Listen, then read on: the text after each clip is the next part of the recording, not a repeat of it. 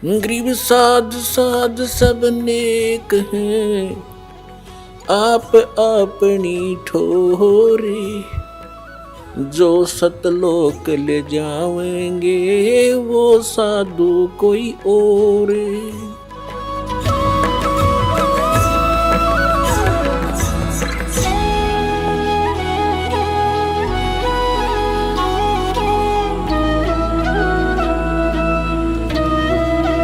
तो पुण्यात्माओं, जब परमात्मा द्वापर युग में आए थे, उस समय एक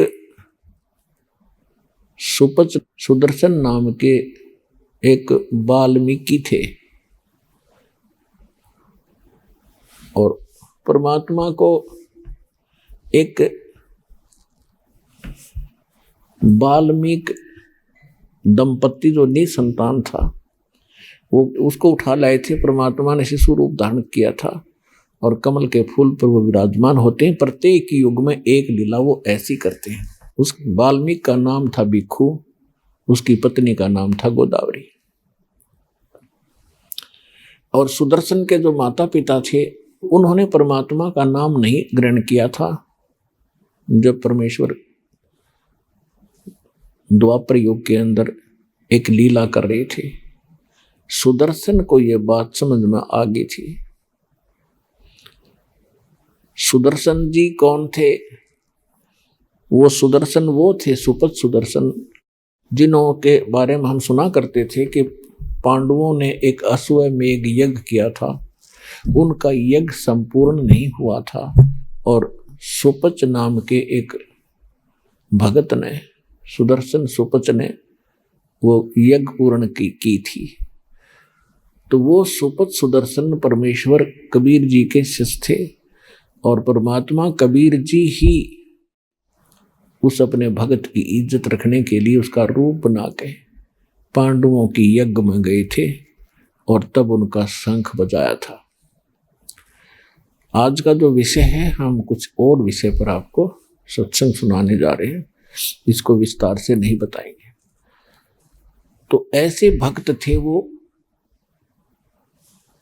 सुदर्शन जी को परमात्मा का ज्ञान 100% समझ में आ गया था, समर्पित हो गए थे, लेकिन उनके माता पिता इस बात को स्वीकार नहीं कर रहे थे। सुदर्शन के माता पिता की मृत्यु होगी।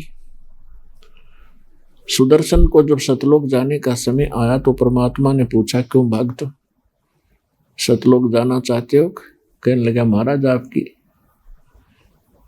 बिल्कुल तैयार है, आपने ज्ञान ही ऐसा दे दिया, यहाँ कुछ रखा ही नहीं है। तो परमात्मा ने कहा कि एक देख ले भाई, किसी में तेरी आस्था तो नहीं है।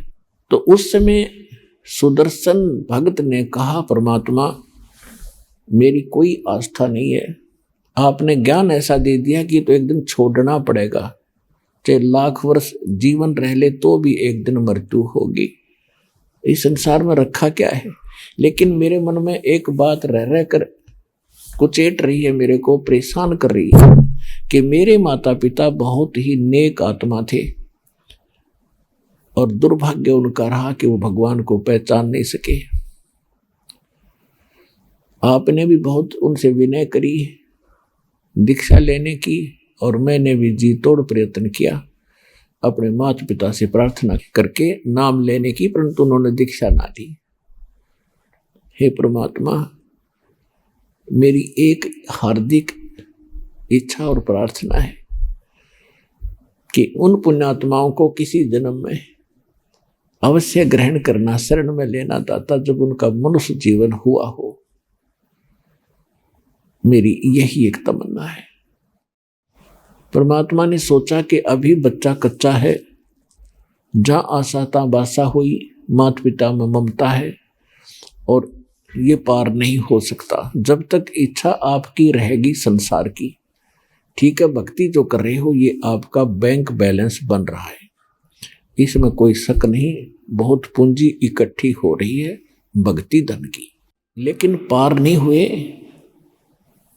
हुए तो फिर यही रह जाएंगे।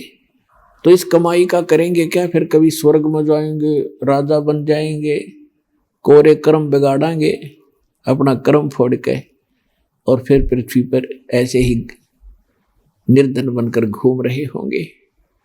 तो परमात्मा ने सोचा कि ये जीव इतना पुण्यात्मा है, फिर भी इतना ज्ञान समझाने के बाद भी आज माँ बाप के चक्कर में यो फिर फंस गया। तब परमात्मा ने कहा, बेटा तू निश्चिंत होकर जा यहाँ से, मैं प्रतिज्ञा करता हूँ तेरे माता पिता को मैं अवश्य पार करूँगा, जन्म चाहे उसके कितने लग जाइयो, मैं उनको पार करूँगा भाई। तब सुदर्शन को विश्वास हुआ कि जो परमात्मा ने बोल दिया वो फाइनल है। तब वो सतलोक जाने के योग्य हुआ। और ये स्थिति तो उस व्यक्ति की है जिसके संग में भगवान रोज रहा करते थे।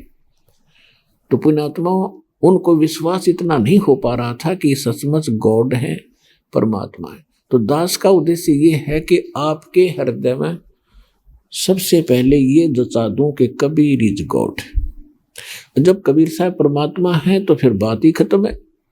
उनके सारे ज्ञान सही, उनका विधान सही, उनकी जो साधना बताई वो भी श्रेष्ठ होगी, और जो उन्होंने स्थान बताया वो भी सच्चा पावेगा, सत्य मिलेगा। तो सुदर्शन जी के जो माता पिता थे वो अगले जन्म में ब्राह्मण के घर जन्म हुआ। दोनों का पुनः संयोग पति पत्नी का हुआ। उनके बच्चे फिर भी नहीं थे। इससे पहले भी उनके 1-2 जन्म हो चुके थे, लेकिन हम शॉर्ट में बताएंगे आपको, संक्षिप्त में जो हमने आवश्यक है। तो काशी के अंदर उनका जब जन्म था, गौरी शंकर सुदर्शन के माता पिता का नाम था, और सरस्वती उसकी माँ का, यानी वही आत्माएं थी गौरी शंकर और सरस्वती। ब्राह्मण थे, बहुत ही नेक आत्मा थे, भगवान शिव के पुजारी थे।